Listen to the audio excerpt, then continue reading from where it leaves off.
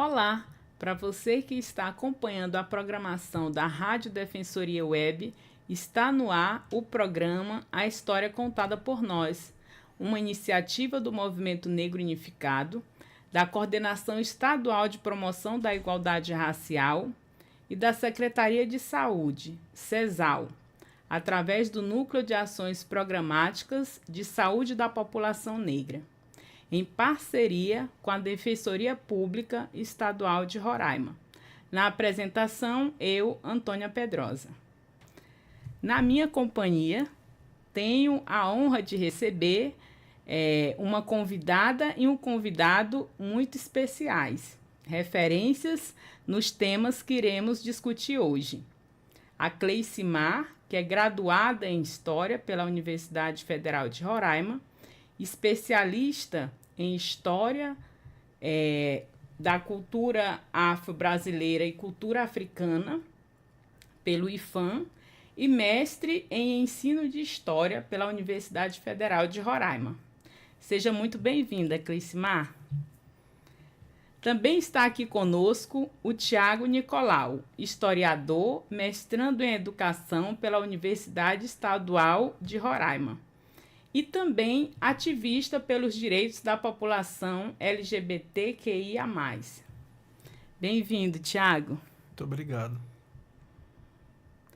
É importante ressaltar que o programa A História Contada por Nós tem o objetivo de gerar protagonismo e visibilidade às chamadas minorias, que possuem suas vozes silenciadas e sem oportunidade de ocupar espaços em que sua fala seja validada, assim como ser um lugar onde possamos conhecer o que tem sido feito em prol da igualdade racial, da inclusão, do combate ao racismo e de qualquer tipo de preconceito, não apenas em datas específicas.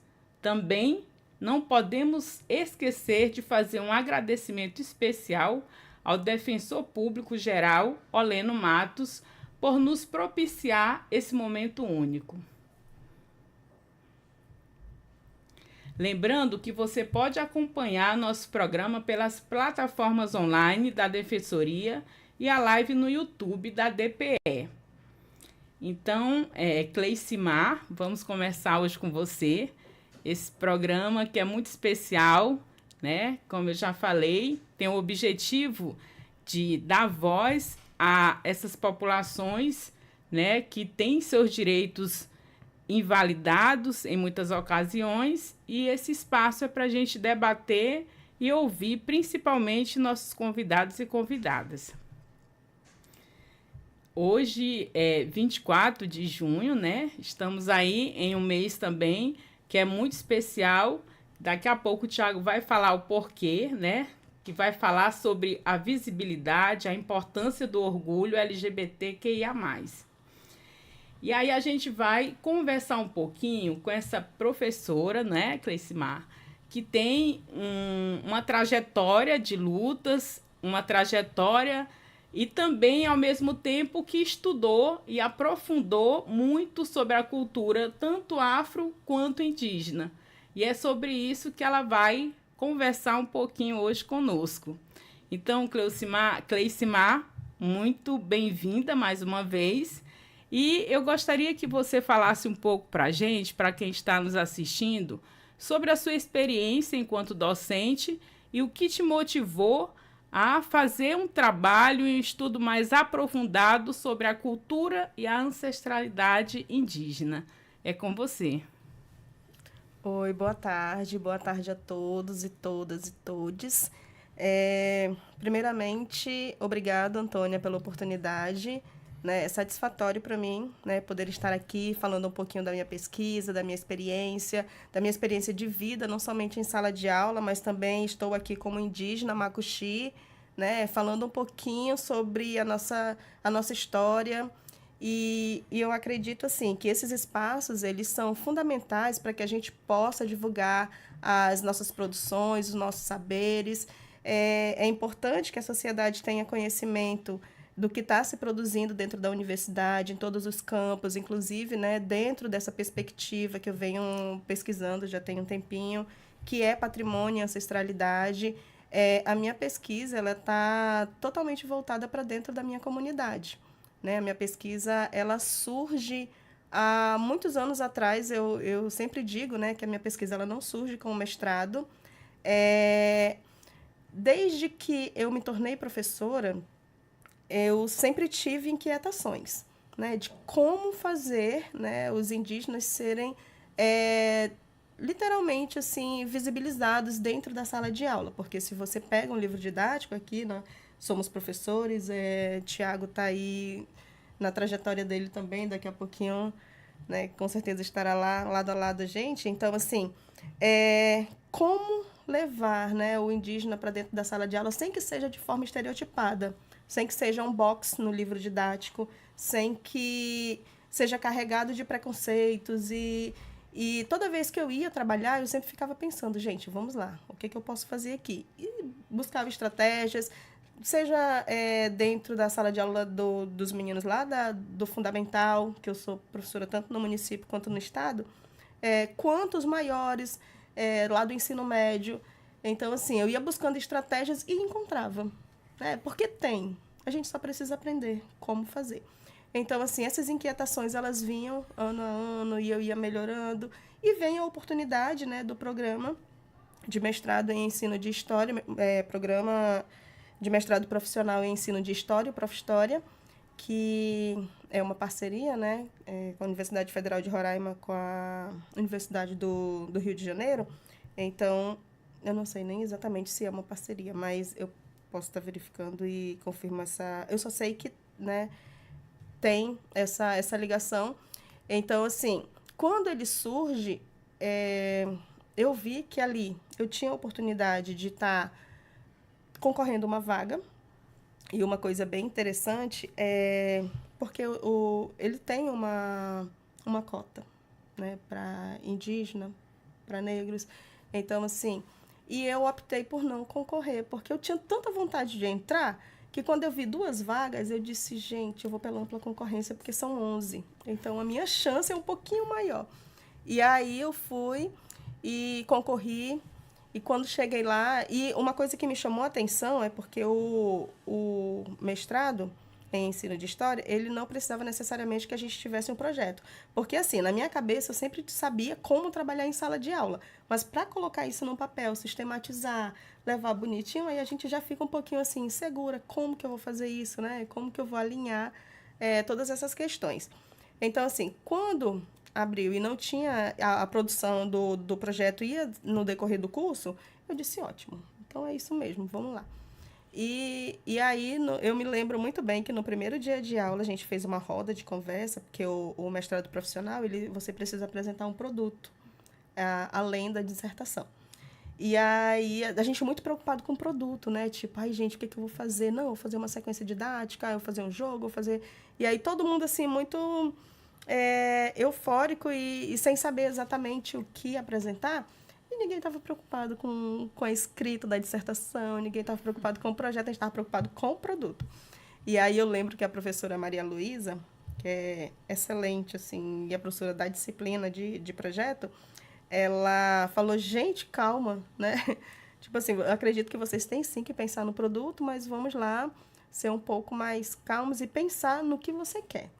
E eu sabia que eu queria trazer, né, essa discussão da minha comunidade para dentro da sala de aula, porque esse movimento eu já vinha fazendo, conforme eu já falei. E aí tá, mas como organizar isso? Assim também como eu queria produzir alguma coisa que ficasse ali dentro das plataformas. Tanto que quando passou por cada um, aí foi perguntando, quando chegou na minha vez, eu falei, eu quero fazer um museu virtual, né, para tratar sobre a ancestralidade, o patrimônio. Aí todo mundo disse, eu vou fazer um museu. Aí todo mundo olhou assim para mim, aí, fazer um museu? Aí eu disse, não, no sentido literal, né? Construir ali, mas eu quero algo nesse sentido. E aí, aos poucos, com o avançar da disciplina, eu fui vendo o que realmente poderia sair dali e consegui, né? Defendi a dissertação agora em abril, dia 26 de abril. O museu ele não saiu, mas uma sala multimodal, a gente está nos ajustes finais para a versão final, ainda estou dentro do prazo, inclusive encerra essa semana. E aí deu tudo certo, a gente conseguiu sistematizar aquilo que antes eu não conseguia pensar em como exatamente trazer a discussão de patrimônio juntamente com ancestralidade. E uma coisa bem interessante, Antônia, de se pensar e se falar, é que muitas vezes aquilo que você tem de ideia inicial, ela se desconstrói ao longo do processo. Porque eu me lembro que bem no início eu ficava imaginando assim, eu vou falar sobre a Fazenda São Marcos, porque a minha comunidade é a comunidade indígena São Marcos, que fica aqui no município de Boa Vista mesmo, ali na região do Alto Rio Branco, né? E aí eu ficava pensando, vou começar a falar a partir da fazenda, contar a história a partir dali. E no decorrer eu fui percebendo e pensando e refletindo, até mesmo com as provocações das disciplinas, das professoras, e pensando, gente, eu estou querendo contar a história do meu povo, que é uma história de luta e resistência. Como que eu vou começar a partir do colonizador? Perfeito. Como? Né? E aquilo, assim, foi tipo uma virada de chave, né? Tipo, como que eu vou dar ênfase para a fazenda se o meu objetivo não é esse? Então, assim, quando deu essa virada de chave, aí eu cheguei muito à conclusão do que, de fato, eu queria, né? E aí eu me encontrei. E aí, eu não sei, no decorrer da escrita, a gente passa por vários processos. A gente tem o processo de não saber exatamente o que está fazendo, o de euforia, o de, putz, não vou conseguir, né? E aí, então, eu passei por todos, literalmente, assim, mas o resultado está bem bonito. Recomendo. Eu sei bem como é que é. Também estou nesse desafio, né? Mestranda, e a gente tem essas inquietações, apesar de que nossa experiência enquanto docente, né? Como você bem relatou, você sendo uma professora indígena, sempre teve essa preocupação.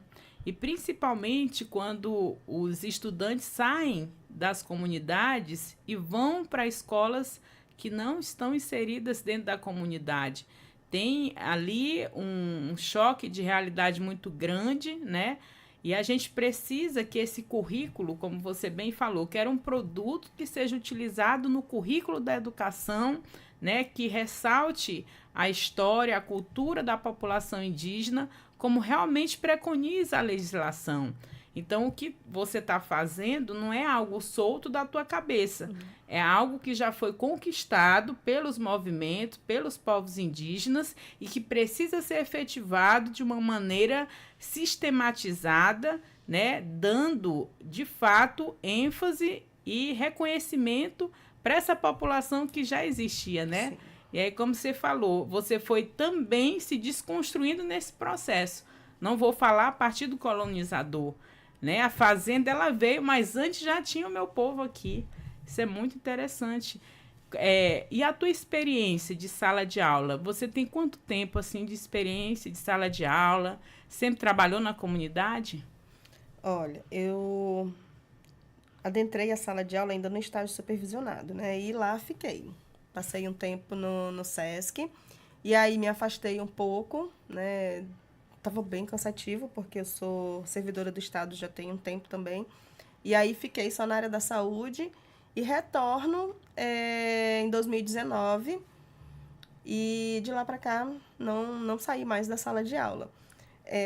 Em relação à comunidade em si, eu sou muito presente lá. Minha mãe mora lá, meus tios. Mamãe trabalhou a vida toda aqui na cidade, e aí quando se aposentou, retornou, né? Fez assim esse movimento de volta, porque é o lugar onde ela se sente bem. Então, assim, e essa é uma das questões que me fez querer fazer a minha comunidade ser conhecida, né? Porque é o nosso lugar. É onde a gente se sente bem, é onde a gente tem a morada, é onde a gente recarrega as energias. Então, e eu sempre morei aqui, mas todas as férias, eu lembro assim, da minha infância, a gente passou na comunidade. A mamãe trabalhou muito tempo na área indígena, no Surucucu, Catrimani, então a gente ficava com a minha avó, né? Todas as férias ia, e quando vinha ficava com a minha irmã mais velha aqui, mas a gente está sempre nesse movimento de lá e cá. E dentro da sala de aula, uma coisa muito interessante hoje são as percepções, né? Como que os alunos te encaram, principalmente quando eles sabem que você é indígena. É muito interessante porque, eu não sei, na cabeça... E aí sei, né? Porque na cabeça das pessoas, e eles são pessoas, claro, o indígena tem que ser aquele ser que mora lá na comunidade, que é o estereotipado, né? Que tem que estar lá, não vir para a cidade, se vir já deixou de ser. Tem todas essas discussões. Então, sempre quando eu me apresento, que eu falo, sou indígena, macuxi, eles ficam com a boca assim, gente, mas professora, é sério? Eu digo, sim, gente. Aí, no decorrer das aulas, de tanto que eu trabalho, né, os indígenas a partir de outra perspectiva, como protagonistas de histórias. E é importante ressaltar que eu não faço nenhuma militância para que o indígena seja visto como o único ser digno de ser contada a história a partir dele, mas que ele caminhe também ali, não seja invisibilizado e silenciado tanto quanto foi por muitos anos. Inclusive, ainda hoje esse movimento todo que eu e os parentes indígenas fazemos, aos poucos, né, vem ganhando força. A gente tem vários indígenas aí no movimento de se fazer presente mesmo, de estar junto, de escrever. São autores, tanto que a minha dissertação eu priorizei, né, por autores indígenas. Fui buscar fora, aqui dentro, então eu tenho Célia Chacriabá, tenho Márcia Gambeba, tenho o Davi Copenaua, tenho o Cristino Wapichana, tenho o Ailton Krenak, tenho o Edson Caiapó. Eu saí valorizando a escrita indígena porque é a nossa história contada a partir das vivências, a partir da comunidade. Conceito de ancestralidade foi dentro dessa perspectiva indígena mesmo, porque o que é o ser ancestral, né? O que é? E isso eu demorei um pouquinho assim para entender, porque você tem mais ou menos a ideia do que seja, mas colocar no papel é um pouco mais difícil. E aí, o ser ancestral eu descobri que somos nós. Sim. É o rio, é a mata, são os saberes. Somos nós. Nós somos parte, né, Cleismar, de tudo isso. Do todo. Do todo. Nós somos esse conjunto, né? Pessoas e elementos da natureza que muitas vezes, pela ambição, as pessoas veem de uma forma apenas para espoliar e não como parte dele, sim, né? Sim. E assim, Cleismar, depois eu quero que você volte aqui, né, no nosso programa, A História Contada por Nós. Acho que tem muita coisa ainda para você falar sobre esse trabalho que você fez a partir da sua vivência. E eu imagino o desafio de viver tão perto, né, da Maloca Grande, que é a cidade, né, que tem ali, que vê o indígena de forma pejorativa, na maioria das vezes, e que é como você falou, como que você se torna, então, referência positiva para os teus alunos. Eu acho que isso é muito importante, é muito interessante, porque a partir desse olhar, você se ver no outro. Eu tenho uma professora que se parece comigo, né? É você ver que não está distante, que você também pode chegar nesses papéis, nesses lugares que são para nós. Então, acho que a gente vai avançando e vai cada vez mais tendo por parte da sociedade também esse apoio, né? Digamos assim, porque não é algo específico para ser apenas dito, reivindicado por povos específicos, mas por toda uma sociedade. Então, eu quero te agradecer demais.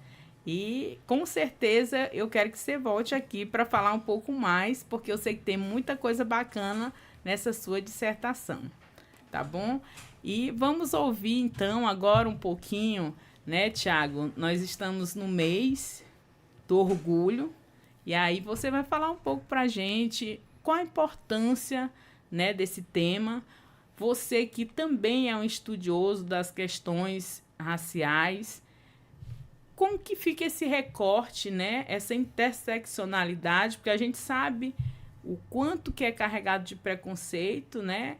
Essas questões, e a população negra, população indígena, como que fica dentro, né, dessa questão que envolve o direito da população, da comunidade, né, como vocês se designam, e que nós, como aliadas dessa luta, também estamos aqui para somarmos força, né, para combater esse tipo de preconceito.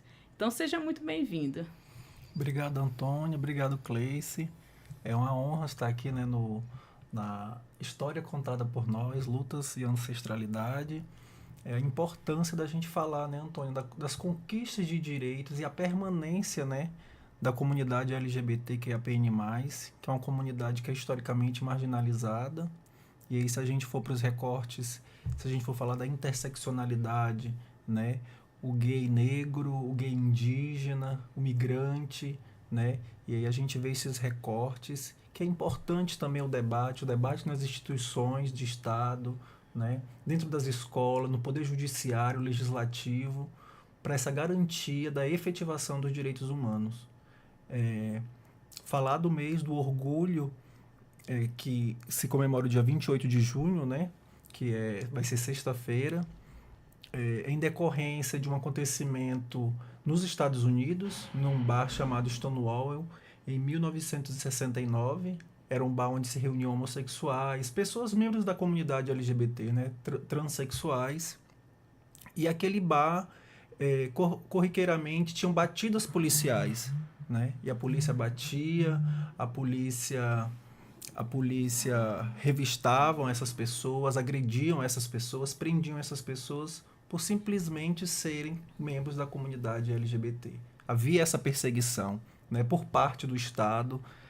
E um dia, essa população cansada de passar toda essa questão, né, dia 28 de junho, cansado de passar por todos esses episódios, existe uma revolução nesse bar. Eles não aceitam, eles enfrentam o poder do Estado representado pela polícia, né? E muitas pessoas se reúnem, vão para vias de fato, né, com os policiais, e aí passa um dia tendo toda essa locomoção de pessoas, essa reviravolta, essa revolução, né, o significado de revolução dessas pessoas. E essas pessoas, elas se revoltam porque o direito de ser quem elas são é cerceado, né? Imagine você não ser quem você é, né? Se a gente parar para pensar, eu não posso ser o Tiago, a Antônia não pode ser a Antônia. E se a gente for olhar para a história da humanidade, a homossexualidade ela está presente na história da nossa espécie humana, né? E a homossexualidade ela não é uma especificidade da raça humana. No mundo animal, a gente também encontra a homossexualidade. Então, nós não somos anormais e nós não somos doentes, né? A ONU tira o termo homossexualismo do CID, né, daquela classificação internacional de doenças, porque foi entendido que a sua sexualidade, o conceito amplo de sexualidade, ela tem que ser entendido na sua diversidade, né? A gente vive numa sociedade heteropatriarcal, heterocis-patriarcal, né, de que achar que só existe um homem e uma mulher. Um homem gosta de mulher e uma mulher gosta de homem. A gente está limitando esse campo da sexualidade que é extremamente complexo, né? Às vezes as pessoas perguntam assim, porque cada vez aumenta uma letrinha. Porque cada vez mais nós temos uma identidade nova, né? Uma expressão nova da sexualidade. E está tudo bem. O que cabe nós como sociedade é respeitar a pessoa na sua individualidade, nas suas questões pessoais. E a gente pensar que por que essa população vem comemorando o mês do orgulho, né? Às vezes a gente vê empresas que aderem a essa campanha de colocar o símbolo da sua empresa, o arco-íris, que é o símbolo da comunidade, né? A gente parar para pensar que a ditadura brasileira perseguiu essa comunidade. Os colonizadores, o primeiro caso de homofobia registrado foi de um indígena, Tibiras do Maranhão, século XVII. Esse indígena ele foi encontrado praticando crime de homossexualidade, né, de homossexualismo, e os colonizadores matam ele, porque fugia desse padrão eurocêntrico, né, dessa visão cristã sobre a vida. Então, Timbiras é um dos primeiros casos no Brasil de homofobia na colonização já. Então, a gente vê que esse requisito de intolerância às sexualidades que fogem desses padrões, né, entre aspas, elas são tratadas com marginalização, com violência e até a morte. Se a gente parar para pensar hoje, essa população que passa pela colonização, passa pela ditadura militar, e se a gente olhar hoje no século XXI, é a população que mais morre. Nós somos o país que mais mata LGBT no mundo. E, Tiago, e tem um dado também que a gente sempre escuta, né? Por exemplo, a estimativa de vida dessas pessoas. Fala um pouco pra gente. E falar também sobre a importância, né, das universidades, da literatura, porque é quando você diz assim, ó, cada vez aumenta uma letra. Mas, Cleicimar, acho que daí a importância, né? Parece que quando a gente adentra a programas de especializações, de graduação, de mestrado, vai abrindo muito mais a nossa mente. Então, a importância que a gente quer ressaltar aqui da educação, porque ela vai libertando as mentes e as pessoas vão poder, então, eu acho que minhas características estão parecidas com aqui. Eu sou a letra Q, né, Tiago? Exatamente. Parafraseando o nosso patrono da educação brasileira, Paulo Freire, né, ele disse que a educação não muda o mundo. A educação muda pessoas e pessoas que transformam o mundo. Sim. E a importância da educação no processo de educar e reeducar, né, Antônia? Porque assim como o racismo, a misoginia, a LGBTfobia, ela é internalizada na gente. Sim. Ela é estrutural. A gente cresce na escola escutando piadas homofóbicas, transfóbicas, e a gente vai naturalizando essa violência. A gente vai achando essas pessoas anormais, né? E a escola, segundo a pesquisa agora eu esqueci o instituto que fez a pesquisa, que a escola é o espaço mais violento para os LGBTs, porque é um espaço de reprodução. E aí a importância do professor, da equipe escolar, está preparada para lidar com essas situações e fingir que não viu essa situação de preconceito, né? Aquele professor ter uma formação que debata esses assuntos, porque nós estamos no século XXI, 2024. Sexualidade, no seu sentido amplo de significado, ele não pode ser mais tabu. Nós temos que falar da nossa casa, com os nossos pais, na escola, nos nossos movimentos sociais, na nossa igreja, né, na nossa comunidade religiosa, porque isso atravessa as nossas vidas. E a sexualidade é motivo de assassinato no nosso país hoje, né? A gente é o país que mais mata transexual do mundo. A cada 38 horas um LGBT é assassinado por ser LGBT. A expectativa de vida, então, é muito pequena, e das transexuais são menores, né? Porque o mercado de trabalho não dá oportunidade, a educação é precarizada para essas pessoas. Na universidade, a gente vê poucas pessoas trans nas nossas salas de aula, né? E a importância da gente discutir cotas trans. Porque essas pessoas, historicamente, elas são marginalizadas. Elas estão nas esquinas das nossas cidades. Isso é que o Estado faz, a nossa sociedade faz com essas pessoas. Não é que elas querem estar ali, mas elas são jogadas para aquele local. Então, a importância de ser discutido em todos os cursos da universidade, de curso que vai dar saúde à educação, né? Discutir questões étnico-raciais, questões LGBT, porque todos os profissionais, a gente tem que estar preparado. Uma professora na sala de aula, né? O que ela vai fazer quando ela se deparar com um aluno chamando o outro de viadinho? Né? O que a gente vai fazer? A gente vai se calar? A gente vai se silenciar perante aquele ato? Ou a gente vai usar daquele fato, daquele acontecimento para reeducar as nossas crianças? Aquela frase do Nelson Mandela é muito boa para exemplificar isso. Ninguém nasce odiando ninguém. Sim. As pessoas são ensinadas a odiar, né? E se elas são ensinadas a odiar, elas também podem ser ensinadas a amar as pessoas. Exato. Né? E mostrar que essa comunidade, essas pessoas que estão em todos os ambientes, são professores, são juízes, são governadores. Nós temos 2 exemplos no nosso país, que é a governadora Fátima Bezerra, do Rio Grande do Norte, e Eduardo Leite, do Rio Grande do Sul, que são homossexuais assumidos. Sim. Né? Então essas pessoas, elas ocupam todos os espaços da nossa sociedade. Elas estão presentes, elas pagam impostos, Por que a gente não vai permitir o direito delas demonstrarem afeto, por exemplo, em público?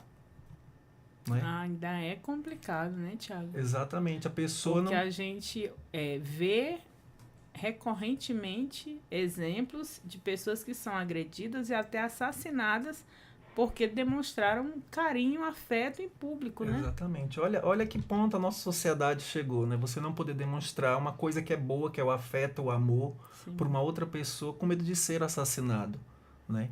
Então, esse papel de reeducação, de educar as nossas crianças, a gente discutir na nossa casa com os nossos pais, é importantíssimo, porque a gente que é LGBT, eu como um homem gay, cis, a gente cresce escondendo os nossos afetos.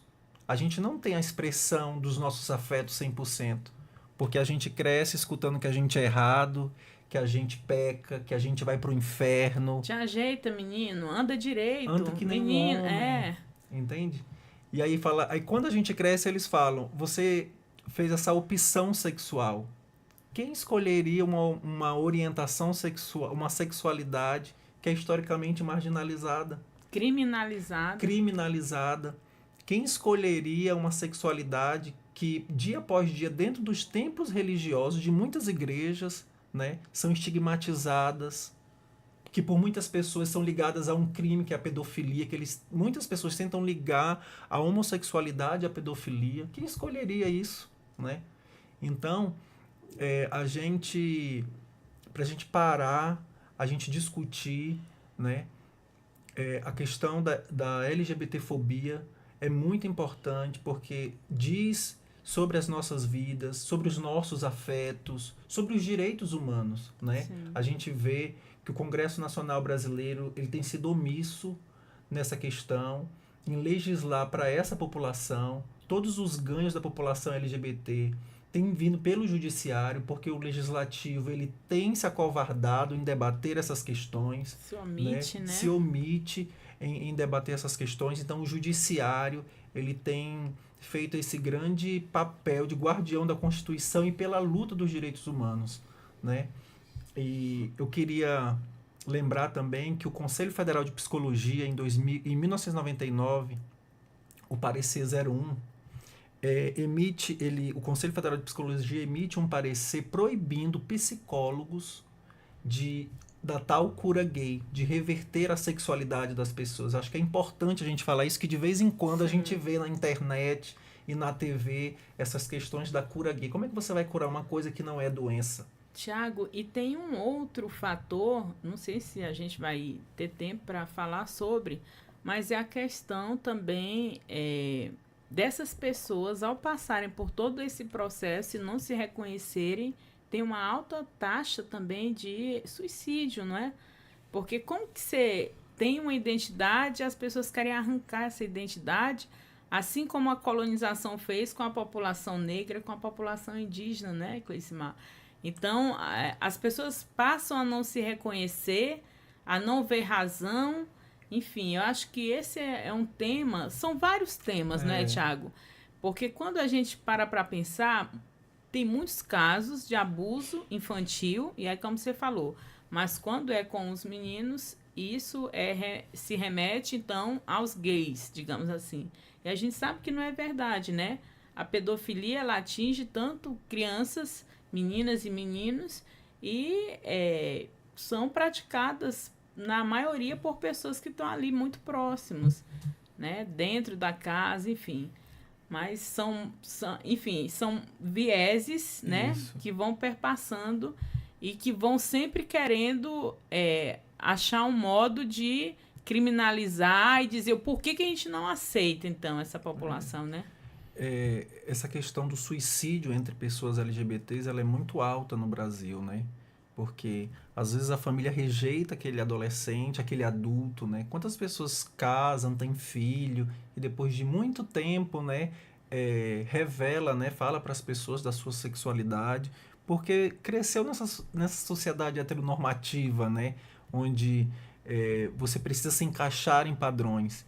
Sim. E então tem gente que não suporta essa pressão de tem que casar, tem que ter filho, né? O adolescente, às vezes, ali na fase do descobrimento, da puberdade, se descobrindo, e a família rejeita, a comunidade religiosa rejeita, a escola rejeita, o grupo de amigo rejeita, e às vezes a única opção que aquele adolescente encontra, né, numa situação de desespero é tirar a sua própria vida. E isso é muito triste. Né? Então, o papel de uma família acolhedora, de uma família que conversa, né? Eu acho que a gente perdeu muito diálogo dentro das nossas próprias famílias, né? Uma escola que dialoga, essa é a importância. E é importante ressaltar, Antônio, que em 69 países no mundo a homossexualidade ainda é crime, né?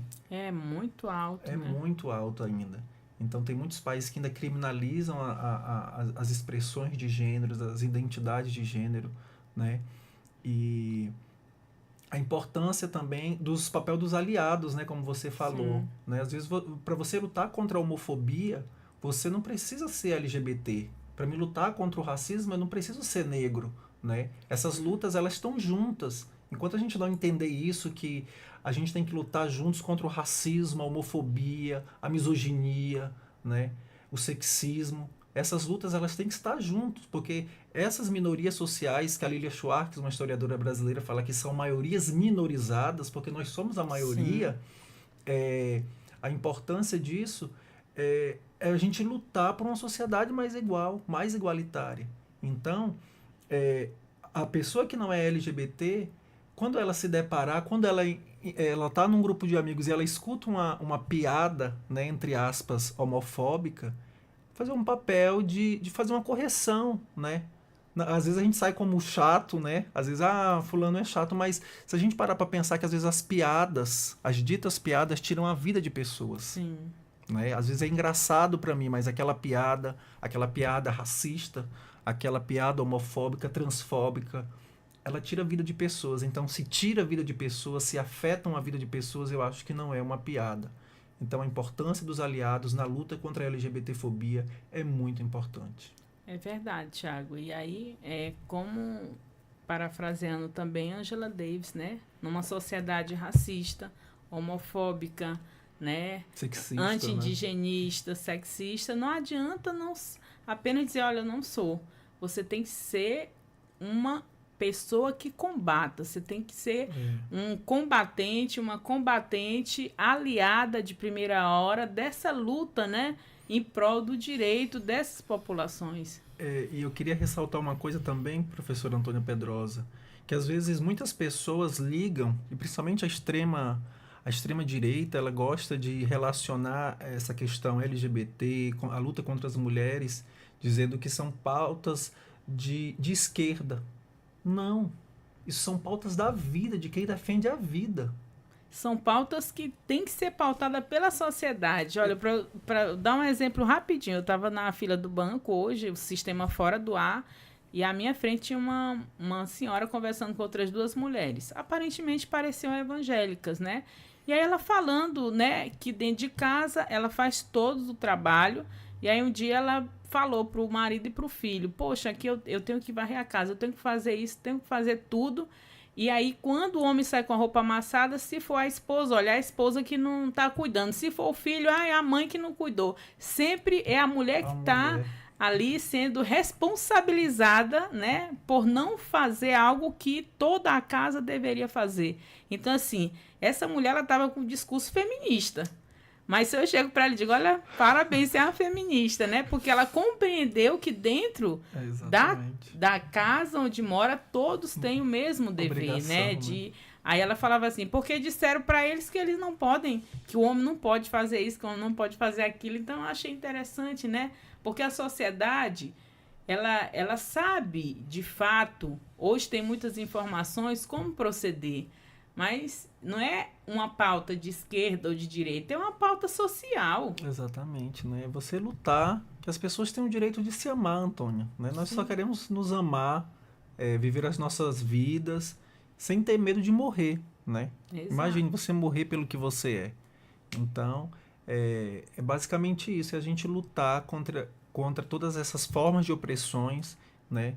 Que que o sistema capitalista sustenta essas formas de opressões, é importante ressaltar isso, esse sistema econômico, Sim. né, ele sustenta essas formas de opressões, do racismo, da misoginia, e lutar por um país onde a demonstração de afeto não seja errado. Não Eu acho que seja, né? exatamente, Criminalizado. Né? criminalizado. Gente, olha, o programa passou voando.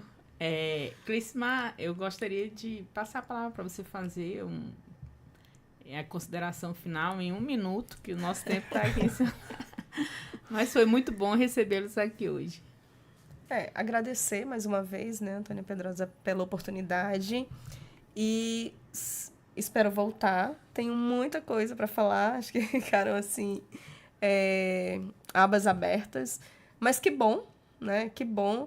E agradecer, Tiago, foi magnífico.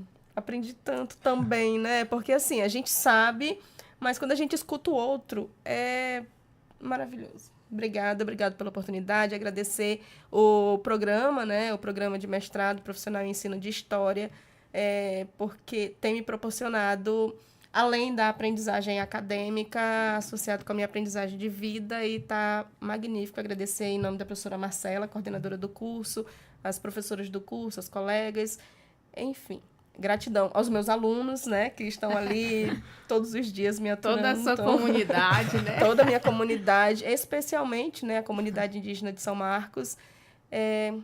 E convido você a conhecê-la aí numa oportunidade breve, se você puder e quiser. Estamos de portas abertas para lhe receber. Será um prazer. Você sabe que eu já andei em muitas comunidades, né? Atuei como no Departamento de Educadores Indígenas, então eu tenho uma relação também muito próxima de irmandade, né? Legal. Eu acho que nós, populações negras e indígenas, temos muitas questões parecidas e precisamos dessa unidade, né? Para fortalecer essa nossa luta, né? Em busca de respeito, de equidade, enfim, reconhecimento pela nossa ancestralidade. Sempre. Obrigada. Tiago. Eu queria agradecer, né, Cleicimar, também de compartilhar esse momento de aprendizagem, né, a importância da gente debater os direitos dos povos indígenas. Nós estamos um dos estados mais indígenas do país, né? Sim. E então a importância do trabalho da Cleicimar, das professoras da Marcela, que é uma professora que vem desenvolvendo um trabalho muito importante lá na UFRR. Eu queria agradecer também pelo convite, professora Antônia, de vir falar sobre esse tema, a importância desse tema, da gente pautar essas discussões. Não é mimimi, não é frescura. Você tem algum convite para o dia 28? Aproveita. Dia 28 vai ter um encontro lá na ATE, na Associação de Travestis e Transsexuais de Roraima. Né? Vai ser das 8 horas até meio-dia. É só vocês colocar lá no Instagram ATE. E aí lá vai ter o endereço, todas as informações desse dia importante. E continuemos na luta, professora, por um país mais igualitário e mais respeitoso a todas as diferenças. Então, com certeza, eu quero agradecer demais. Foi uma tarde maravilhosa. A professora Marcela, que está aqui acompanhando nos estúdios, né? Olhando os alunos, ex-alunos, né, mas que segue essa trajetória aí juntas e juntos. Muito obrigada também pela presença, professora Marcela. E é isso, gente. Um agradecimento especial também para você que nos acompanhou até aqui através das plataformas digitais da Defensoria Pública, seja no YouTube ou no Spotify. Gratidão.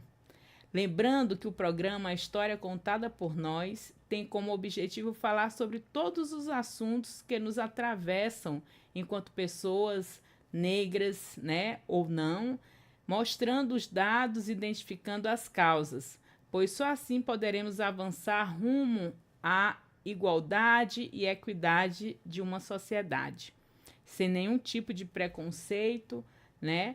E lembrando que é uma iniciativa do Movimento Negro Unificado, da Coordenação Estadual de Política de Promoção da Igualdade Racial e da Secretaria de Saúde CESAL, através do Núcleo Programático de Saúde da População Negra. E também agradecer a parceria da Defensoria Pública do Estado de Roraima. Até mais, afroabraços!